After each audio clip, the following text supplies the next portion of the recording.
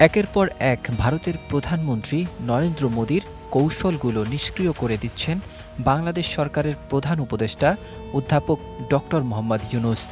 বাংলাদেশকে নিয়ন্ত্রণ করার জন্য মোদীর সকল অপপ্রচেষ্টা এখন মুখ থুবড়ে পড়ছে। খেলা এবার শুরু। ডক্টর মোহাম্মদ ইউনূস মোদীকেই ফিরিয়ে দিলেন মোদীর কথা। ভারত সরকারের ধারণা ছিল এই ট্রান্সশিপমেন্ট বাতিলের ফলে চাপে পড়বে বাংলাদেশ, কিন্তু হিতে বিপরীত। এবারও বাংলাদেশ দাবার কোর্টে মোদীর চালকে কোট আউট করল। বুদ্ধিদীপ্ত ডক্টর মোহাম্মদ ইউনূস চুপচাপ, কোনো প্রতিক্রিয়া নেই।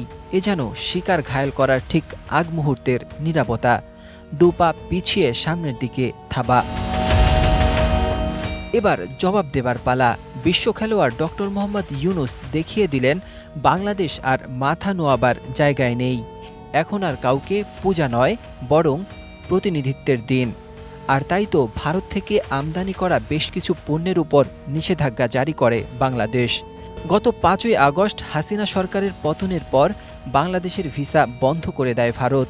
আর সেই ভিসা বন্ধ করে দেওয়ার পর থেকেই কলকাতার ব্যবসায়ীদের মরণদশা। বাংলাদেশি পর্যটক না থাকায় কলকাতার হোটেল মোটেল এখন বন্ধ প্রায়।